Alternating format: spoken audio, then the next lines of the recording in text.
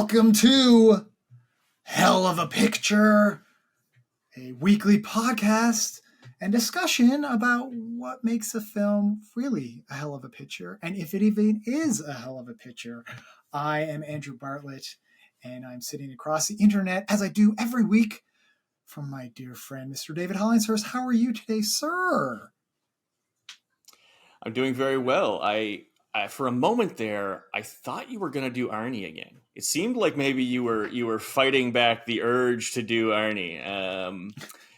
If ever you want to, if you want to just make that a part of the intro, that's fine. That's fine. That can be a staple. I'm cool with that. Come on and join us for Blade Runner 2049. That's what we're talking about today. Can you imagine an Arnie Blade Runner? What kind of a movie would that be? I think we even discussed it. It wasn't Total Recall. That's sort of like I bet that yeah, was like yeah. Sorry, I guess that's basically what it is. Yeah.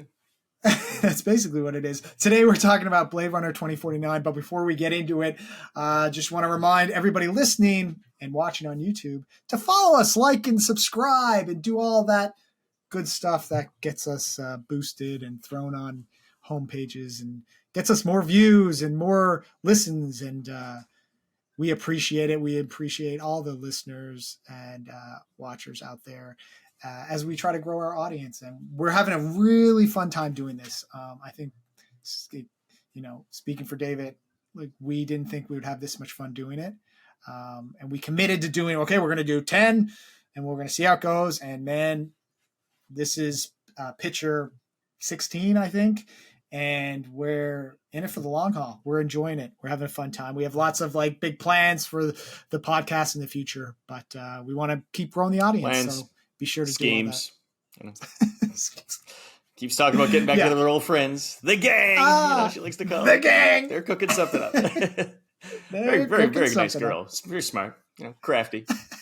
Crafty. See, if you follow us, you'll see that we try to make Seinfeld references every episode. It's not that hard. We've seen enough of it. But Blade Runner 2049. We talked last week about Blade Runner, and we both said that was a hell of a picture. That might be the most hell of a picture of our hell of a pictures that have made the cut so far. Man, God, I love that movie. It's so good. And I'm so excited to talk about Blade Runner 2049 this week, a movie neither one of us has kind of seen more than once. We sort of saw it once and then haven't really revisited it. And we thought, especially with kind of this newfound love of the first film, kind of does that translate into 2049? Man, are you excited as I am? I'm very stoked for this movie. Look at me. Do I not look excited? This is my excited face. You can see. Your excitement is popping off the screen. Absolutely. I'm a dynamo here, buddy. Absolute oh dynamo. Man, I'm stoked. Okay, so Blade Runner 2049. Dave, why don't you hit us every week, as you do every week, before we get into a deep dive with the rundown. For those of you who haven't seen the film in a number of years or haven't seen it at all, Dave will bring us up to speed. Mm-hmm. Yeah, if you were like us and hadn't seen this movie since 2017, this will bring you largely up to speed. So Blade Runner 2049 delivers exactly what the title promises, in that it is set in the year 2049, and it centers around a Blade Runner. This Blade Runner, named K, is also a replicant, and yes, we are sure this time. But unlike earlier models, K was not made by Eldon Tyrell.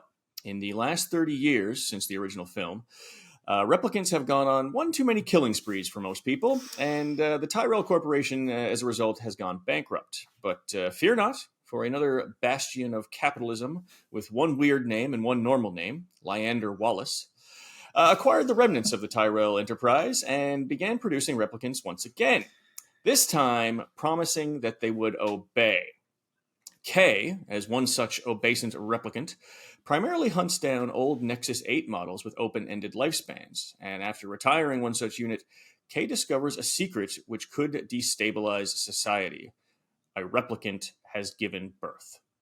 Now on the run from the law and Wallace's administrative assassin, K must unravel a mystery to which he may intrinsically belong.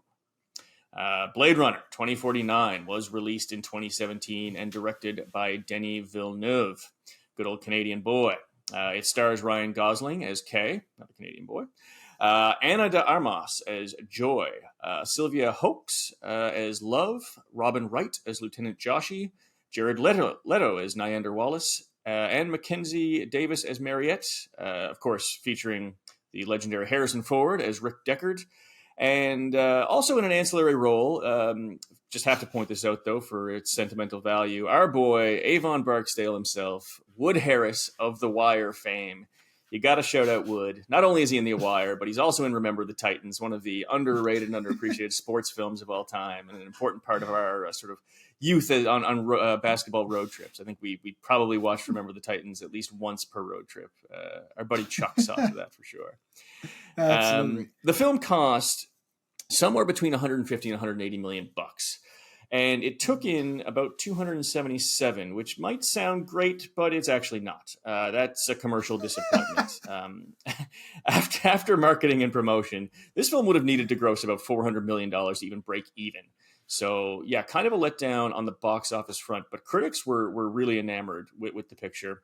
And it got nominated for 5 Academy Awards, including Best Cinematography, Best Visual Effects, Best Sound Mixing, Best Sound Editing, and Best Production Design, with Roger Deakins taking home the Best Cinematography Award for his work on the film. And I think we both agreed deservedly so. Big time. Yep. Absolutely. Mm-hmm. Roger Deakins is he's a master at the craft. But great rundown, man. That was kind of brought us up to speed. This is something I have never said, and I was thinking about it as you were reading the rundown. This is obviously this is not a spoiler-free podcast. So if you haven't seen the film, and just all of our podcasts, we obviously talk about all these movies. And if you're just tuning in for the first time, and if this is going to be spoiler-free, it's not. So go watch the movie, come back, listen to us, and we'll talk about the movie. It'd be kind of difficult to have any kind of deserving discussion on a movie without spoiling some things. But I mean, in my defense, I did sort of leave the nature of the mystery kind of a little unclear. So I preserved a little bit of the mystery. But I feel like all your rundowns are really good at that. They're really good at teeing up, thanks, buddy.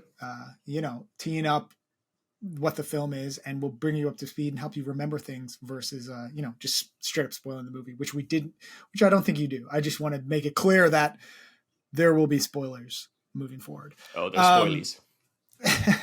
So the first thing I want to talk about with this film, I mean, besides the vast, huge undertaking that this is that there is a burden of the original in relation to this film. And I think a lot of films that sort of go down this path have that, not necessarily a sequel, but people would say we're in the world of remaking films, like rehashing old IPs. People are scared to create new ideas, really, or new characters or new stories. And that was something for Denis Villeneuve when he came on board. Originally, Ridley Scott was supposed to direct this, and then he ended up getting too busy with Alien Covenant.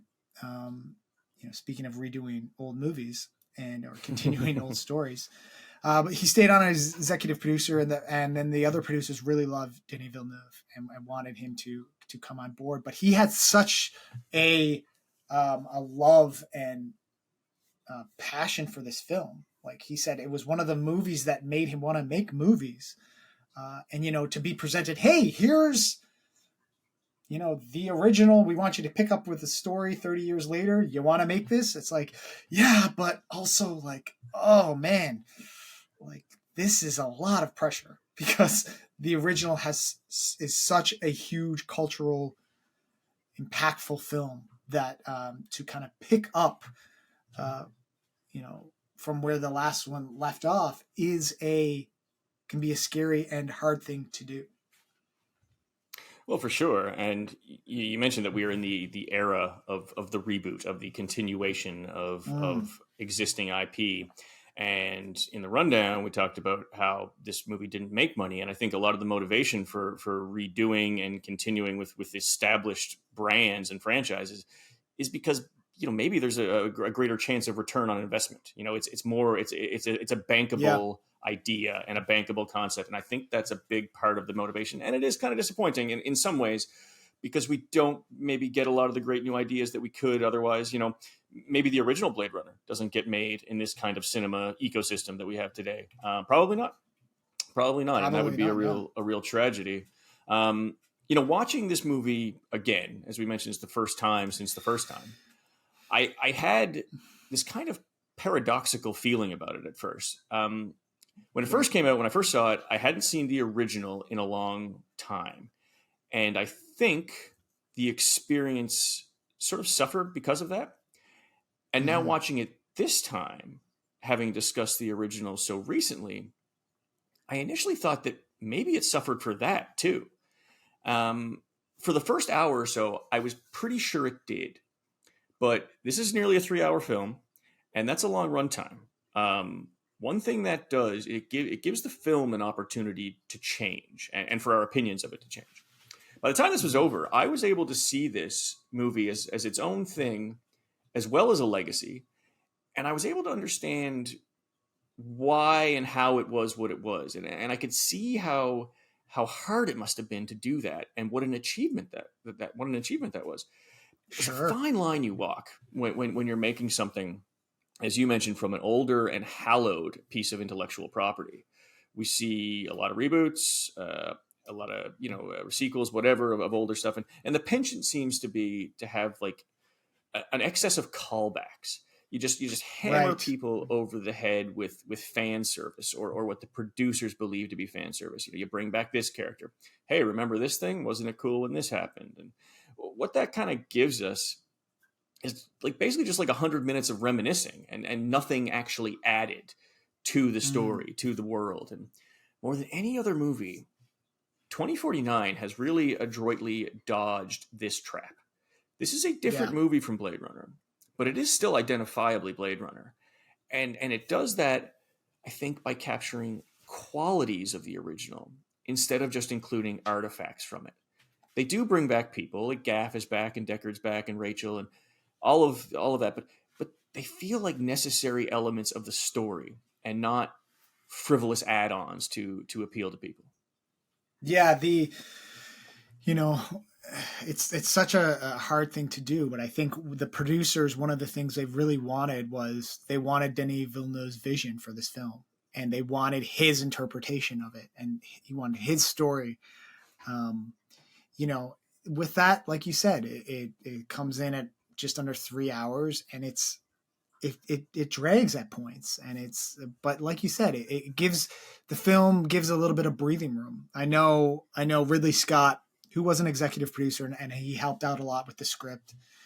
He said, and I think the producers and filmmakers as well were kind of dumbfounded by why it didn't succeed at the box office, because they did test screenings and they were like through the roof, and the critics Mm-hmm. loved it, and it was like this is going to be, everybody was talking about how visibly stunning it was, and how it was this such a huge achievement, and like and how it would stay true to the original story, and they were just kind of dumbfounded. They everybody projected it was going to just clean up at the box office. And Ridley Scott Mm-hmm. sort of said, I think it was because of the runtime, and people were sort of scared off by this 3 hour runtime. And it wasn't a 3 hour of like, it was like there were scenes that sort of dragged on. And it's just like, okay, he's walking a lot. Okay. He's like going to search for this artifact. He's walking, he's like, all right, I get it. Do I need 16 shots of him going through really cool places? But again, it's a lot of it comes down to the artist's vision. The Another thing that was very interesting with respect to the filmmaking process was Denis Villeneuve really wanted Roger Deakins to shoot this. And Mm. Roger Deakins is like a master and has been shooting things since the 70s, and is just an incredible um, filmmaker. And again, he was sort of like, I think he was sort of the same mindset with when Denis Villeneuve came on, and was sort of like, Blade Runner, like that's already an incredible film. He sort of was like, I'm going to need carte blanche. Like, I need full control and power over everything when it comes to the shots and everything. And Denis Villeneuve was like, absolutely. Now, obviously, Denis Villeneuve collaborated with him on all the shots and what they needed and everything. But like lighting, technique, lenses, was just like cameras, everything. He was just like, I need full creative control. And Denis Villeneuve was like, absolutely, you're the master. So like the whole film was shot with one camera setups, which is like kind of unheard of with a big budget film. Originally, the producers wanted a 9 camera setup, so that goes to show like how often, and that would have saved, would have been saved time on shooting and stuff. And but like he's doing these long like setups and these huge, massive setups to light and like and it really comes across. I think it's like it feels like such a well crafted visibly crafted film, like unlike anything else. Roger Deakins, I knew of him before this film. Like I sort of was like, oh yeah, I'm not as familiar with cinematographers as I am with say writers or directors, but I sort of like, okay, I'm going to creep back and sort of like look at like what he's done, because he got an Oscar for this film, and I think he had gotten nominated before, but he hadn't won anything before. And I was like, oh, I'll just go back and look what he did. Oh, he's only done like my favorite movies ever. Like he's done countless collaborations with the Coen brothers. So Barton Fink, Hudsucker Proxy, Fargo, which is one of my favorite movies. Big Lebowski is my favorite comedy. He's pretty much worked with all Coen brothers on all of their films. No Country for Old Men he shot. He also shot, funny enough, he shot The Village, which was a terrible movie, but visually very beautiful.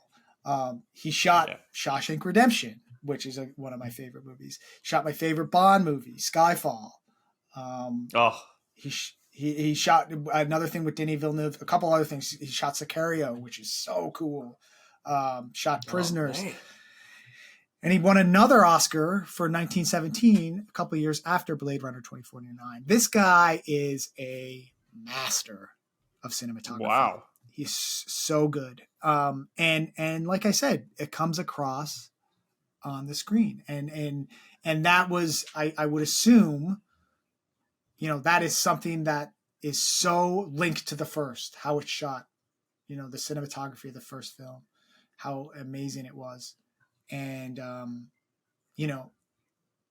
thankfully they at least got the right cinematographer for this, because the colors, the lighting, just everything just pops in this film. Very much like it does in the first. Yeah. I mean, my God, what a resume. Wow. What a resume. That is incredible.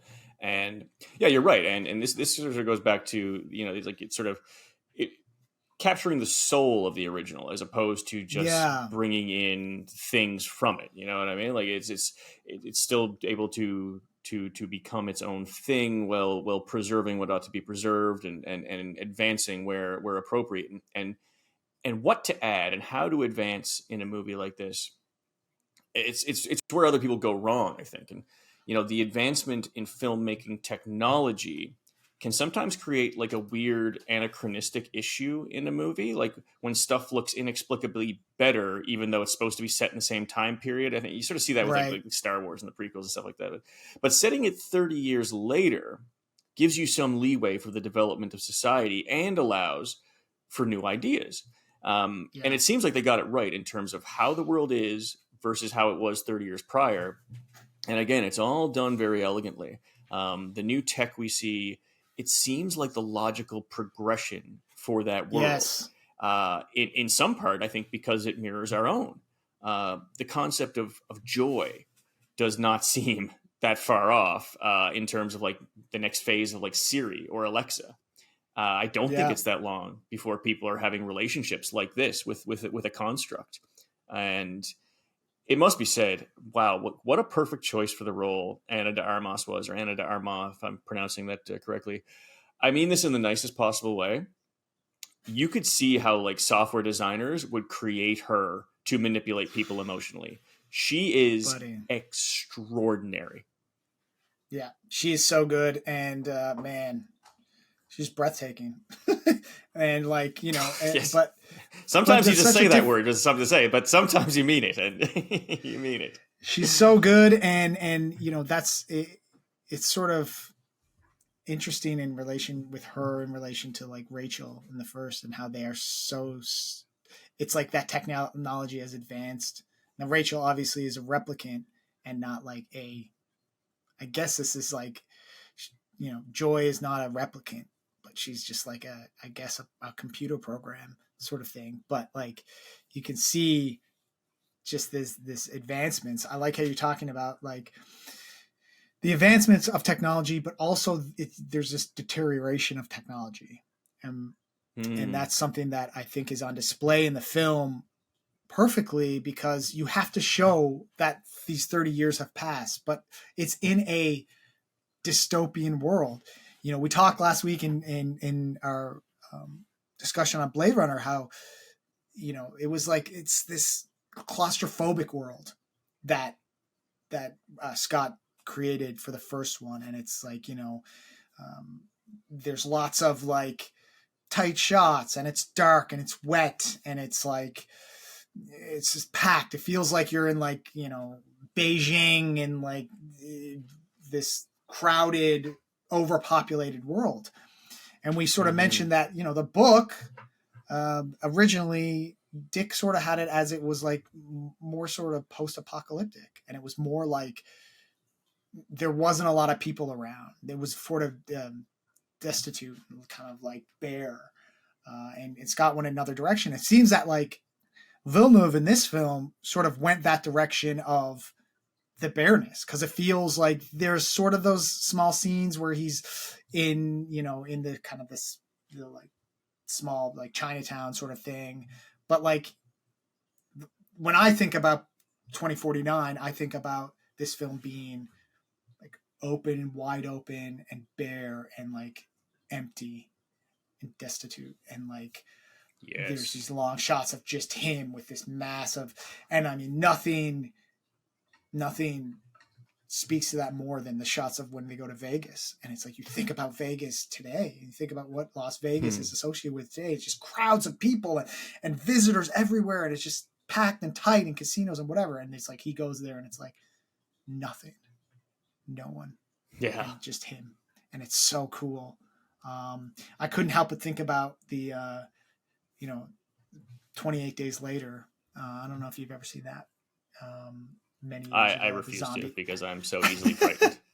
I'm So such a the wuss. film starts with such a great, one of the greatest beginnings of a film, where a guy wakes up, Cillian Murphy wakes up, and he's in a he like wakes up in a hospital, doesn't know how he sort of got there, and he wakes up and it's like essentially the outbreak has happened, but like nobody is anywhere, and he's just like him walking around London and just being like where is everybody? And it's like you can imagine how terrifying that would be.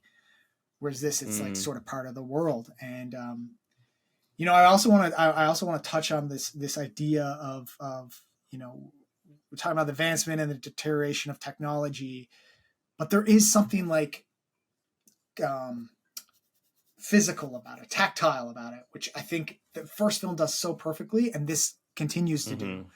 Hmm. Um, First of all, Villeneuve was very adamant that like there's very few. Now there's lots of like green screen special effects in this film, but it's not like most of it is practicals. So like Yes. well, all the lighting setups are all practicals. Like that scene where Wallace is talking to Deckard, and the light is spinning around. Like they built this crazy light contraption, and the water is. It's like so many difficult shots, but they were all done practically. And then like things like the uh, the device to create memories that the I can't remember her name. The what's her name? Yeah. The Doctor Doctor Stalin. Stalin. Stalin. Yeah. Yeah, Hmm. she's like playing with that like sort of object is such a Like that's something they built for the film, and it can go really fast. It can kind of go slow. You can push buttons, but it was like very important for there to be something tactile, something real, something like that would help the actors, right? Like the more you create, it's like these sets were all built, and it makes the job of the actor so much easier. There's something authentic and real, like Harrison Ford said when he was doing this, that like it, you can almost tell when you're shooting in front of a green screen as the audience. Like you might not really think about it, but like as the actor, it's like you can go to a different place when you're actually playing with this thing, or you're actually sitting at this bar and there's actually dust everywhere, and it makes for such a more impressive, I guess, depiction or portrayal. Yeah, no, 100%. And you talked about how the original, it is claustrophobic, and it's bottled. Like you spend all of your time in LA, in these Yes. sort of like these very densely populated areas, and you do see a bit of that in this. There are a couple of scenes where you get to see that, but again, like they've, to allow themselves some freedom to create, they've moved settings to other places. We do see other parts of society. I think like when he goes to the farm, the very opening of the film, like he's out on the outskirts, in more sort of rural, I guess, California, and yeah, you see this massive. It's this brand of synthetic agriculture. Kind of like like they talk about it. That's one of the ways that Land or Wallace, the new sort of capitalist hegemon, has risen to prominence, and it's through his invention of this new kind of farming. So you see a bit of that, and yeah, as you go further afield, you get this sense of society, this larger sense, and the story web is more expansive and intricate, and you know in some ways, this kind of feels like a symptom of modernity. It seems like we sort of Yeah. demand that in our sci-fi nowadays. Like you don't get a lot of compressed stories in science fiction or fantasy anymore. It has to be bigger. It has to be a large Yes. world building process. I'm not sure if that's always for the best. I think in this case, they did it with a lot of thought, and they were very careful. They did it as a matter of necessity, not as a matter of obligation. And yeah, I do like, I think the way they expanded the scope, and you do lose some of that cool film noir claustrophobic mood, but I think what you get in sort of the barren quiet of the hinterlands, almost, of this world, is also so cool, and I'm really Hmm. happy that we get to see that. Yeah. I mentioned it's sort of like comparatively to Beijing, and it's presented not as like here's what a packed, rundown Beijing, sort of masking itself as LA, looks like in the future. It's more of a here's an empty Beijing after the apocalypse, right? After this, Mm. just this is the dystopia. This is what's left. Um, I want to hop into touching briefly on like just like the performances in this, and you mentioned uh, Joy earlier, Anna de Hmm. Armas, and how such great casting of her, and just like you know when you think about an actor that you feel can pick up where Harrison Ford left off 30 years ago, 40 years ago, it's like Yeah. it's Ryan Gosling. I mean, notorious when they wrote this script and they presented it to Harrison Ford, first person he said was like, "Well, I hope you're getting Ryan Gosling." It's like they were like, Did "Yeah, we he? are. Oh, Okay, that's yeah." fantastic. Harrison Ford wanted him from the start, and Oh, I love that. you know, I think we had talked about Gosling on our Barbie episode and how he kind of steals that. His performance is just so good, and I think a lot of times, big name actors in Hollywood, sometimes they get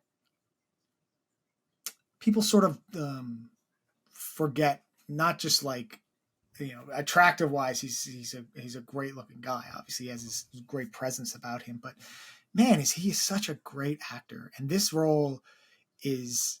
It seems like it's an easy role.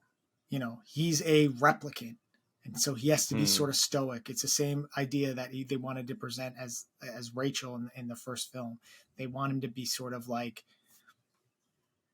subtle, but like this is not a subtle performance by any stretch. Like you have to have such control as an actor, because there's all these moments that are such huge moments that you have to, like, I think about the scene where he's with um Stalin, like, and he's learning about the memories and why she chooses certain memories, and she looks and she Hmm. sees the memory that he thinks about, and she says, yeah, it's a real memory. And then he breaks, and he's like, he has that moment of like, and he freaks out, and it's like, whoa.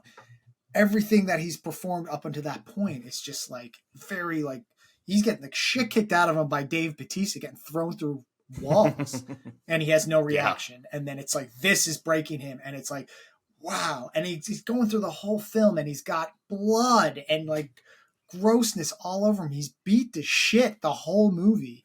Harrison Ford beats the fucking living shit out of him. But man, his performance is is really incredible. Yeah, and you know what? It sort of brings to mind thoughts of Leonard Nimoy as Spock.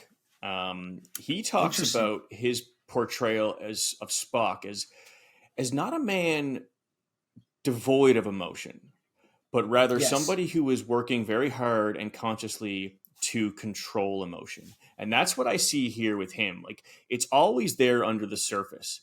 This this sense of feeling that there is Yeah. more to him. Like, yes, he is an android. He is, very very very stoic in some ways, but there's always this sense of lingering just beneath, as it was with Rachel in the original, Yeah. that there could be this bubbling over at any moment, that it was trying to break free. It was there, and maybe through his own repression, or through whatever, it wasn't getting out. But then you have these moments where it does.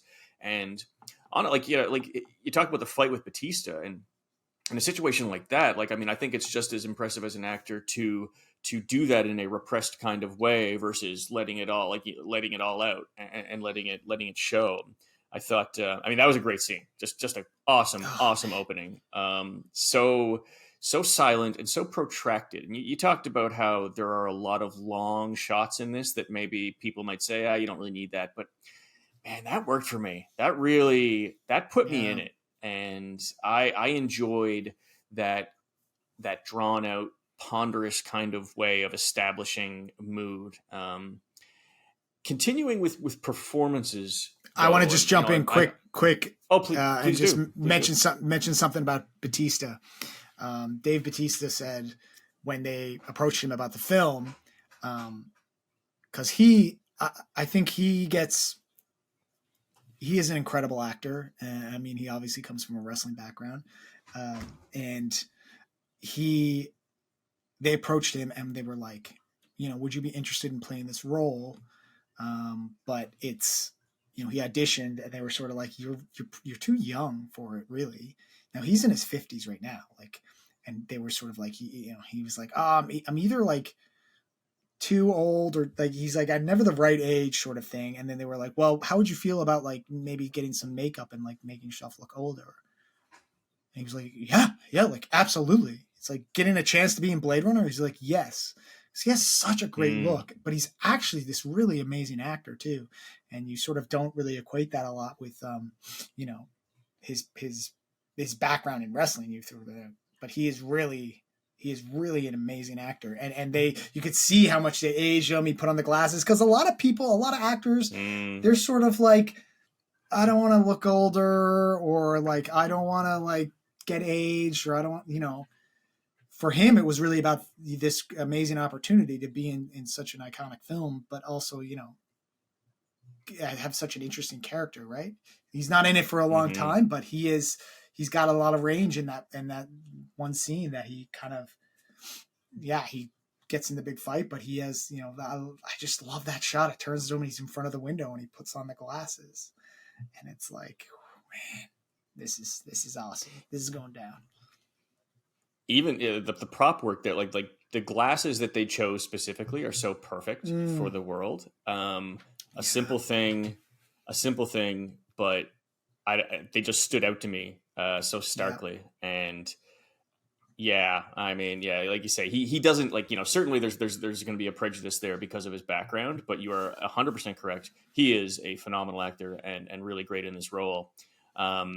We talked about Joy, earlier, and Anna de Armas, and there's, one of the, we talked about maintaining the spirit of the film, and this film does maintain the spirit of the original in its care with philosophy, and it understands the debate that it's getting into, that it, like the conversation that it is becoming a part of by doing this. Yes. And they add some layers to it, and in one case, very literally, you get that scene where Joy, the holographic sort of AI construct, she syncs her projection with the body of another replicant. This character Mariette, who is a replicant prostitute, sex worker, and so in order for her to have a physical experience with Kay, she projects her image over top of this other replicant.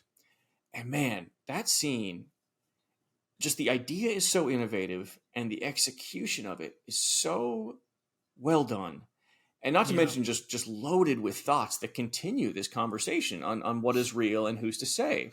And you have something fake air quotes, that could be real, superimposed over something similar, which something, another sort of simulacrum. And it's just such an awesome thought and image, and you get to see that there's this new rung on the ladder of life.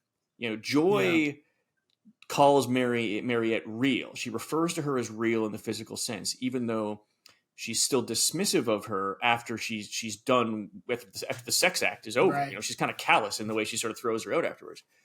Mariette, meanwhile, she sort of looks down on Joy, and you get the impression that she thinks of her as almost a lesser form of life. She says to her, I've been inside of you. There's not as much there as you think. And the whole hologram companion idea is a great artifice of storytelling that modernizes the film while preserving the soul. And I said it before, I'll say it again. I think this movie does that better than others that have attempted similar feats of modernizing older movies.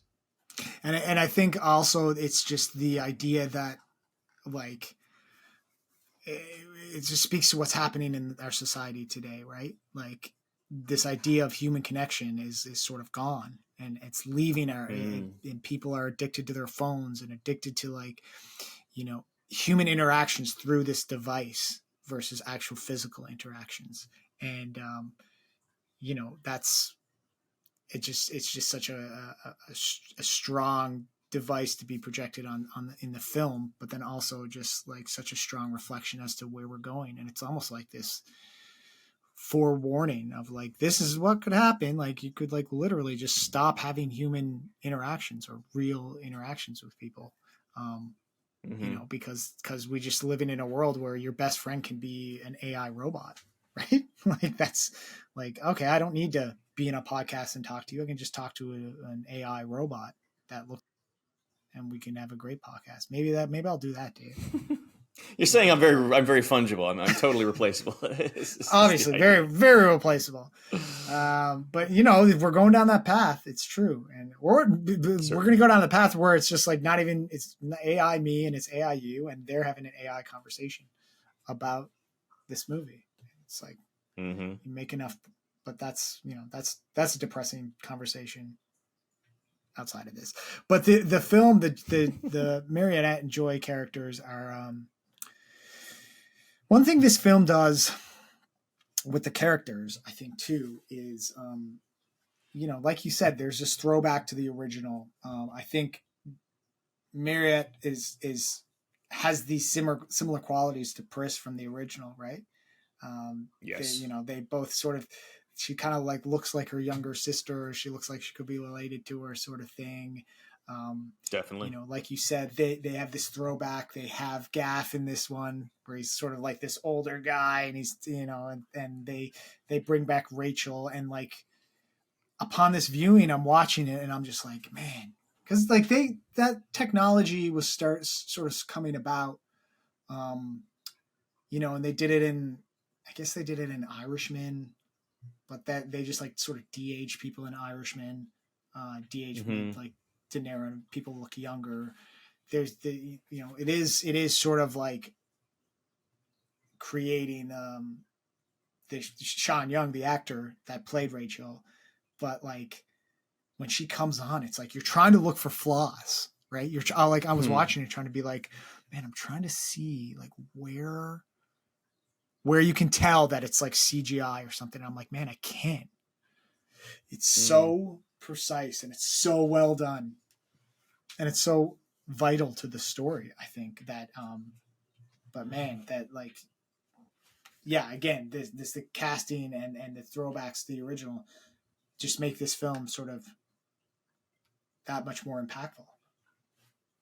Well, yeah, like you say that this there's thoughts within thoughts here, and like the idea of Rachel being brought back in that way, and you're looking for imperfections or things like that. You're trying to determine what is real, and this movie is making comments even where there need not be a comment made. And another interesting point on Joy that sort of relates to that is that little bit of music whenever she's activated or interacted with in some way, there's a little sort of trill of classical music.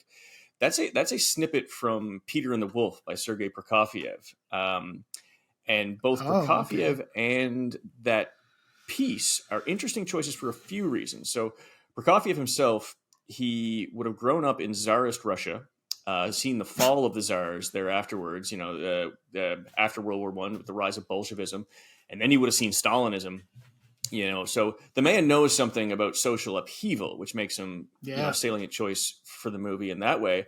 But then Peter of the Wolf, I'm sure a lot of people are familiar with that story. It's a short story with musical accompaniment, where each of the animals in it are sort of portrayed by different instruments. So they all sort of have their own little voice. And there's a piece in it where there's a bird in a tree and a bird in a pond, and they're arguing with each other. And the bird in the tree says, "You're not a real bird. You can't even fly." And to which the bird in the pond says, "You're not a real bird. You don't even swim." And that just sort of nicely sums up kind of the feud that we see here between Joy and Mariette. And again, just without expending time or it's just a nice little inclusion that further enhances the conversation of the film and just sort of thoughts within thoughts. It's just really, really nice. Think no more than their names, Mariette and Joy, like like their names. I mean, it's like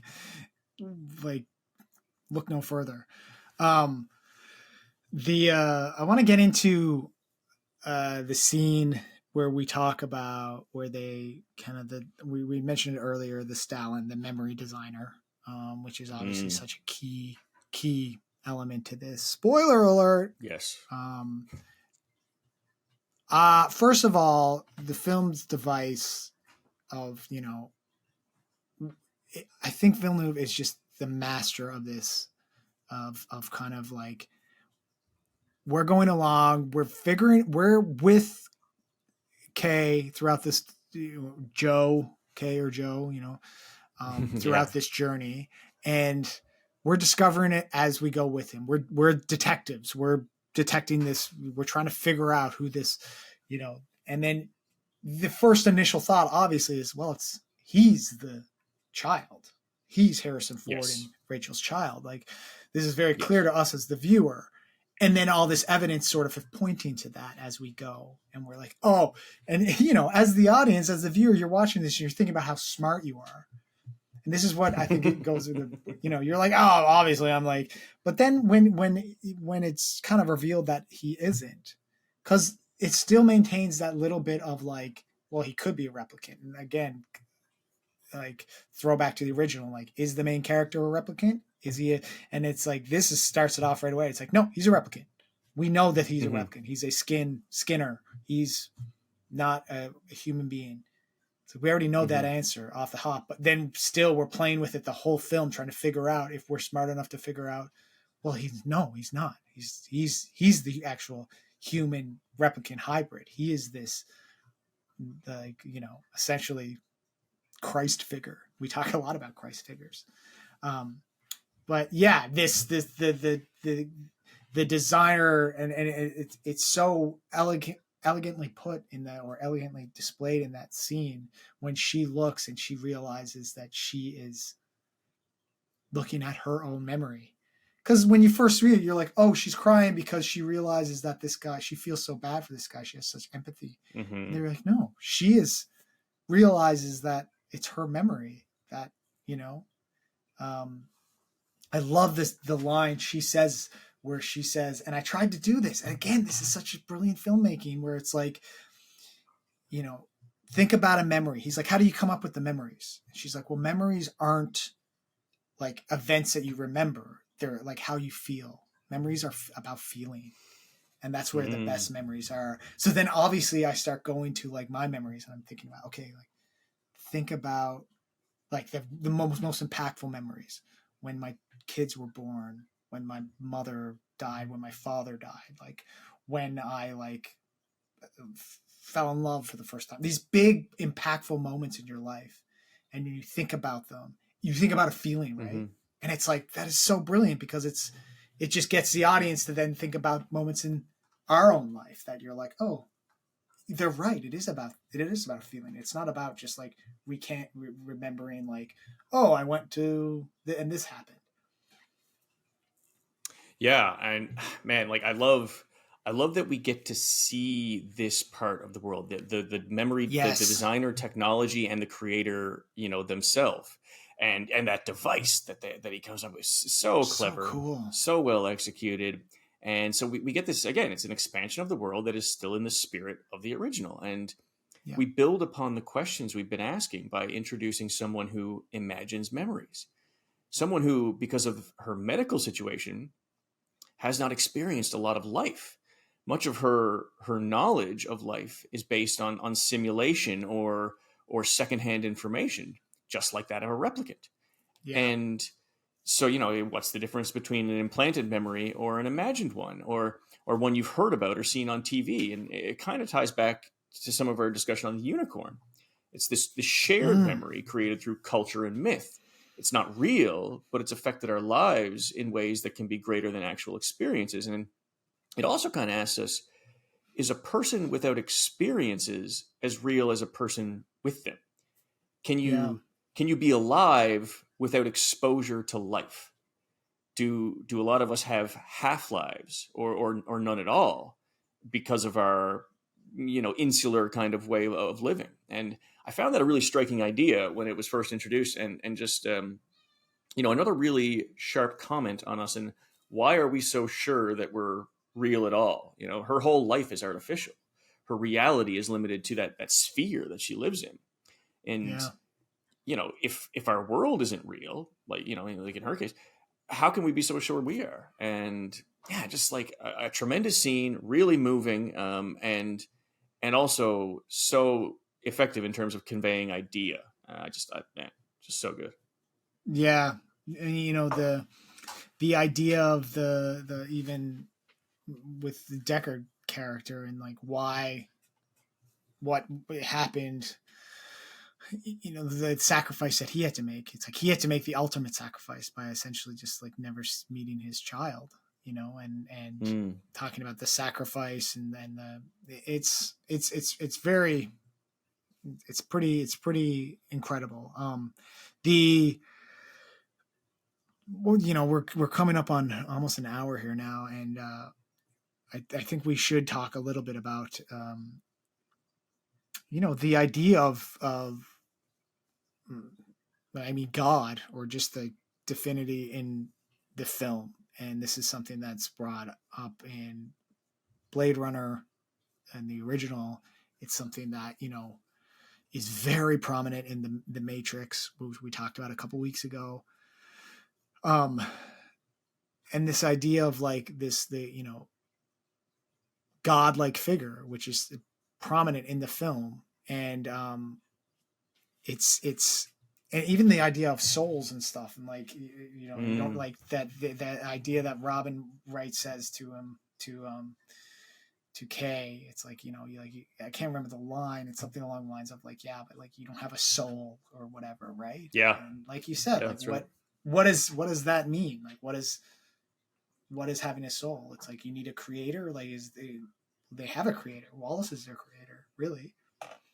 Well, exactly right. You mentioned divinity, and it's sort of talked about on a few levels. Like, yes, with Wallace, this great creator, this force behind intelligent design, and then you also sort of have it with this kind of immaculate conception idea. Here we have Yes, birth, yes, from a replicant of a replicant. And you sort of touched on it a few minutes ago, and I want to make sure I get your interpretation correct here. Do you think that Harrison Ford is a human now and he had intercourse with a replicant and created sort of this human replicant hybrid? Or do you think that he is a replicant and that he has had, intercourse with another replicant and then birthed a replicant? Do we have a further ambiguity on the Harrison Ford, Deckard question here? Do you think that's the yeah. case? That's interesting. I don't know, because it's like last week I said, yeah, he's definitely a replicant, and then I started watching this and I'm like, no, he's a real man. Like he's obviously human. Like I go back to thinking he's a human again, and they sort of made Yeah. this like, yeah, this like kind of like hybrid. Um, but I also think, yeah, but the idea too. I think it works both ways, but maybe it makes more sense if he's the replicant sort of thing. But like, I think the replicant thing makes a bit more sense that they're both replicants and they sort of made this. But like I love how it's like the kid is sick and has to live in this bubble, and that's what it sort of makes sense. Also to like the idea that like if this is this first like child that's like been created and born this way, it's not like it would be like born and be like, oh yeah, like I'm a superhero, I'm best. It's like no, it would be like very delicate and like very like sick and like Mm, just like everything to like maintain its like identity or maintain its like secrecy, but also just like it's such a delicate thing, right? That they don't want to mess with. But I don't know. I guess to answer your question, I don't know. yeah. That's what makes it so good. I think that's so great that they've reintroduced and raised the stakes a little bit in the Deckard question. And yeah, I don't, they do. There is sort of a scene. It's kind of brief, but when Wallace is talking to his assistant, who is also his assassin, she's Oof, combination yeah. secretary assassin. Yeah, love, great, great Badass role, great Rachel. portrayal. Yeah, that's right. Yeah, that's right. They talk about how they say it's like, Deckard, no, like you were programmed to go and that whole meeting you had with Rachel, that wasn't happenstance. You were sent there and you were meant to meet Yes. her, and this was how we were going to, because Wallace wants to create replicants that can self-replicate. He wants to like he Yes. can only make so many. He is limited by the constraints of physical manufacturing. Right. But if he has a slave force that can breed, the potential for human growth then is boundless, and that's his view of things. And so yeah, like you just like what happened here, like how did replicants, was there just, were they made this way, was there programming to like, did they just develop this ability to reproduce randomly? Is this evolution? So Yeah. many, so many questions. And yeah, I like the paucity of detail into how it happens, and like the Hmm. physical explanation of it. I don't we don't need that. It's much better this way. I really Absolutely. dig that. And yeah, I mean, so, like the idea of birth and reproduction, as an indication of life is super important to talk about. And just the idea that you know I don't Wallace seems to think, I think he thinks that they're alive. I think he considers these things living. I think he just Mm. doesn't care. I think he's just a Yeah. megalomaniac, like any dictator or emperor, like ruler who is, you have pharaohs or whoever that have employed, and well, not employed, used, slaves. I think they Yeah. recognize that they just don't give a shit, Yeah. and yeah, just it's the film doesn't talk about religion super directly, but the momentum of the conversation that it does create allows us to get there. You know what I mean? I really and I like that. Like they don't. There's no religious uh, sect that we deal with in this world, but we're able to talk about it because of the momentum that the movie builds up in its philosophy, and just again, really really well done.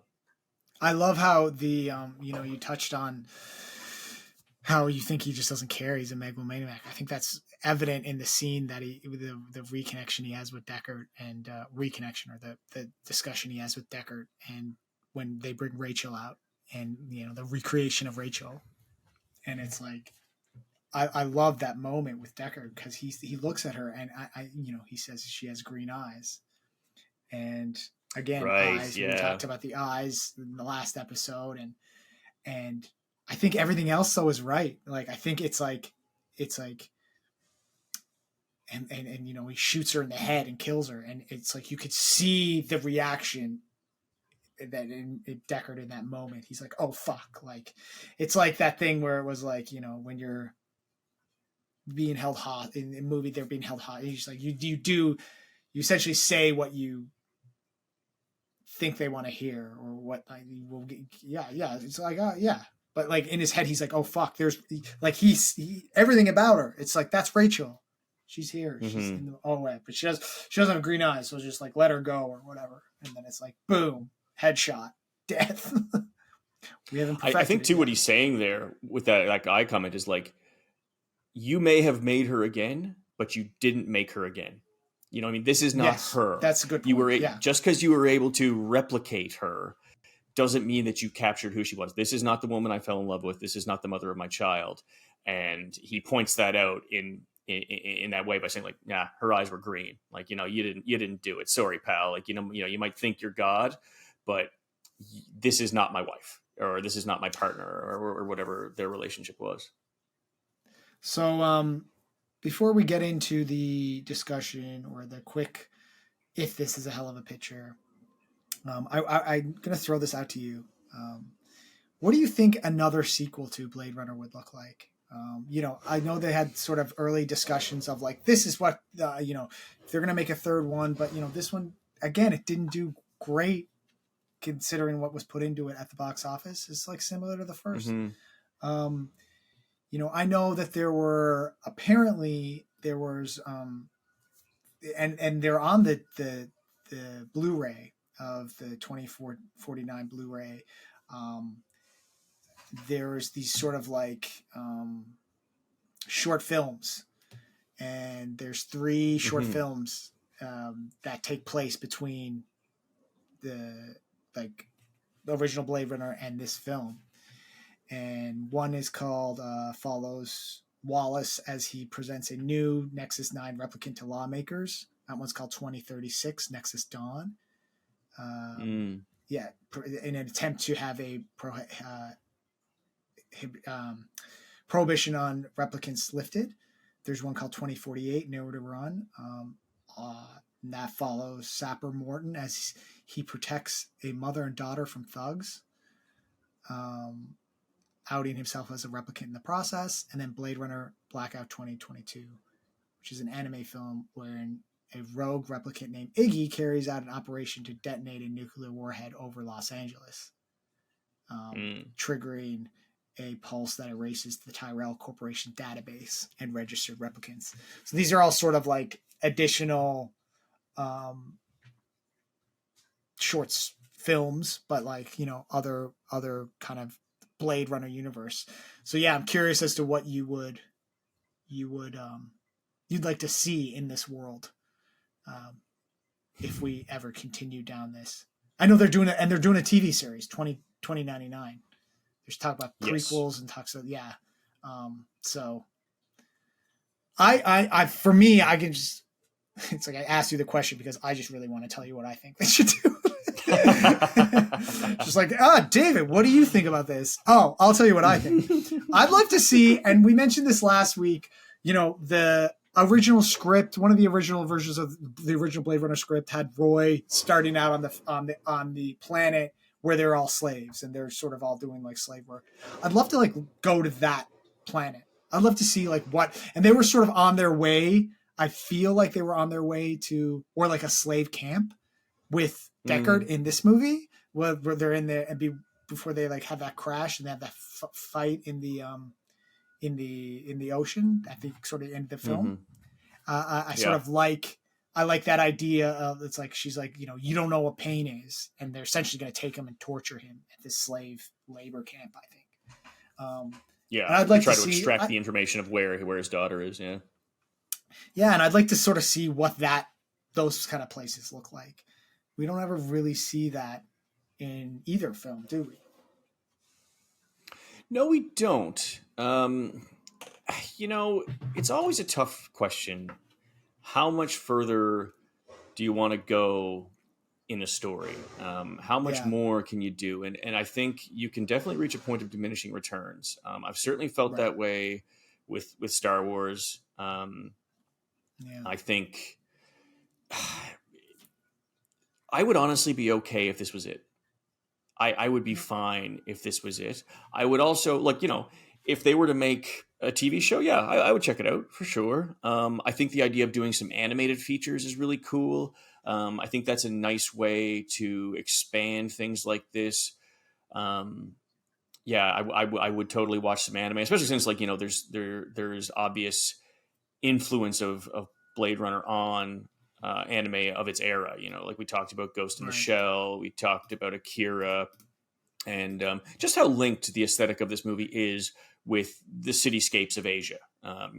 Ridley Scott took a lot of visual sort of cues from the skylines and neighborhoods of densely populated Asian cities, as you mentioned quite correctly. Yeah, Um, yeah, I don't know what it looks like. If they're going to do another movie, please let Villeneuve do it, because man, this guy knows how to handle delicate things. Like you see it with Dune. I mean, he takes Dune, a very difficult thing to adapt. The source material is very dense. It's yeah, very it's held up there and spoken of in reverent tones as one of the foundational bits of science fiction. And it was obviously botched horribly in the '80s when it was first made into a movie, the David Lynch version. And I don't know if I have to believe that there was other forces at play beyond David Lynch to make that such a debacle. yeah, Um, but yeah, so if it is going to be another movie, let it be Villeneuve. I don't know. I'm open to whatever sort of interpretation he has with it. I think your idea is cool of seeing the life off world of replicants and people. That could make for an interesting exploration. But I'm also okay if this is it, because sometimes things are just nice the way they are and they end. That sort of goes back to the idea of what makes a live. Having a life and a death makes things real and more valuable. Being yeah. ephemeral can make you beautiful. Well said. Well said. Okay, so we're at that point in the podcast. I gotta know. You're gonna be a replicant. You're gonna go off and join the replicant army, and we'll have replicant babies.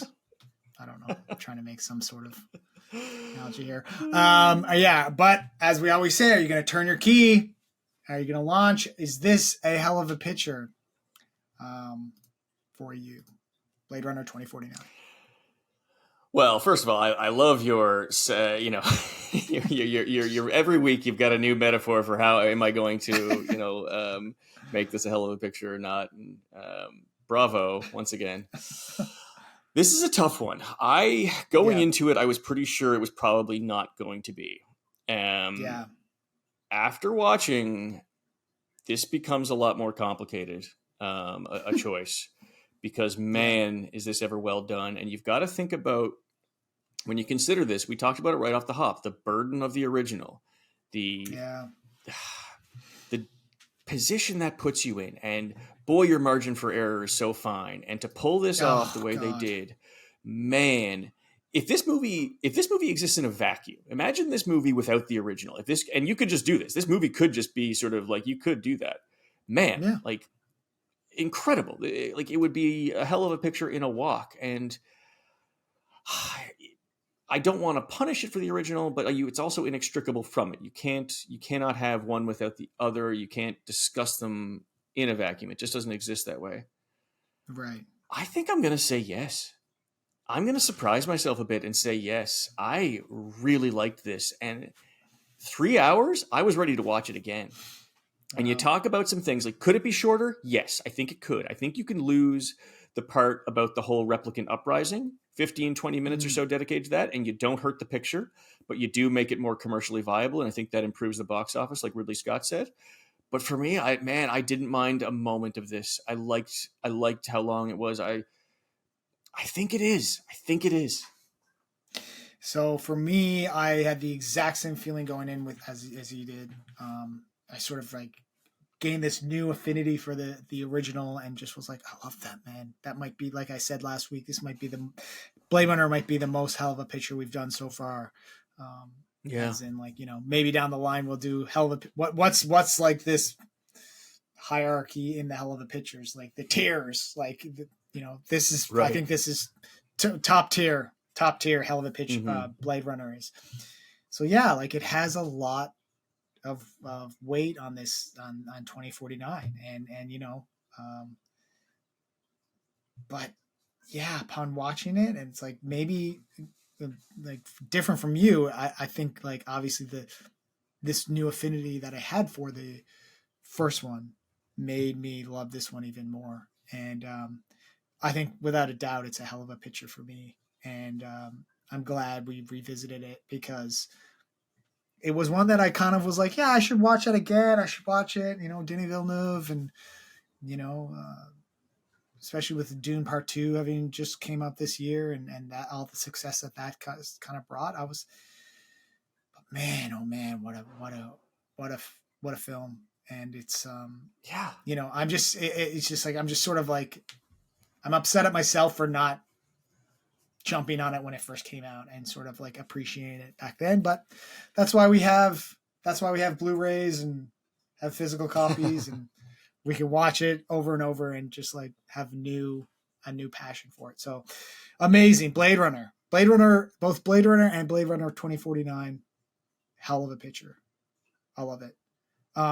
Yeah. So Surprising for the latter, but man, yeah. So glad. I think, yeah, I was going in thinking I that feel like this was almost going like to we're be, vindicating it in a way, yeah, Like I mean, this, and I hope that this movie can find a greater audience in these, in the years to come, because it deserves it, yeah, man. And like you said, the yeah, original didn't have an audience right away. It took a while, and maybe this one does too. Maybe it follows a similar path.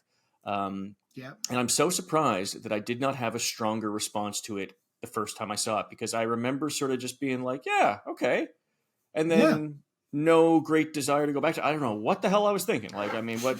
Uh, yeah, maybe it was an off day for me or something, or just my sort of the way I watch movies has changed, and which I think it has. I think it 100% has, and so Yeah. that really helped this experience. So yeah, I agree with everything you just said. Absolutely. And we're doing these reality mind bending sort of movies, and yeah, I think we're gonna stick with it for the time being. But we're gonna kind of like slightly pivot, maintain this sort of mind bending reality, weird thriller, but we're gonna keep with Denis Villeneuve. We love Blade Runner 2049 so much. We're gonna dive next week. David, do you want to tell them what we're doing next week? What Denis Villeneuve we're doing next week? You don't You know know what? anything Actually, I about it, think do you? you should tell people, because it was your brilliant suggestion, and I've also forgotten. So there you go. We're gonna do the his, I guess, he made some short films and some earlier indies, but like this one he made in 2013, the surrealist psychological thriller Enemy. So this is a one that sort of flew under the radar a bit. Is wonky and crazy and weird, and it has sort of a couple unforgettable moments, and people watch it and they debate it and argue it. And David, you've never seen this, you know very little about it. I've seen it a couple times, and I can't wait to talk to you about it because this is really cool and a really awesome movie. And I think we're gonna have fun I've talking never even about heard it. of it. When you brought it up, I was just like, Yeah, oh, that's news to me. yep. So, man, Jake, I'm Jake, excited. I'm super excited. yep. Jake Gyllenhaal and Denis Villeneuve, and I think we're gonna kind of play with some Denis Villeneuve in the coming weeks. So maybe next week will be our last sort of reality, funky, psychological movie because we're sort of getting out of the sci-fi. Enemy is not quite a sci-fi; it's more of a, like I said, more of a psychological thriller sort of thing, but it has some real weird reality-based content and ideas, and I think it's a great pivot into Denis Villeneuve. And and I think we're going to stick with a couple of his other films, and we'll get to discussing them in the coming weeks. Some Denis Villeneuve action, which is amazing. Brush up on your Villeneuve. Absolutely. So for David Hollandshurst, I am Andrew Bartlett. Be sure to follow us on all socials, Hell of a Picture and Hell of a Picture podcast. Like, subscribe, comment. We'll write you back. And man, we're in it for the long haul. So stick with us, and we will see you all. Very grateful for everybody. Very grateful to everybody for listening, for tuning in. It does mean a lot. We're having a ball doing it. We hope that you're having just as much fun listening along. We look forward to doing it for a long time. So please continue to stay with us. Stick with us. And we will see you all next week on Hell of a Picture for Enemy.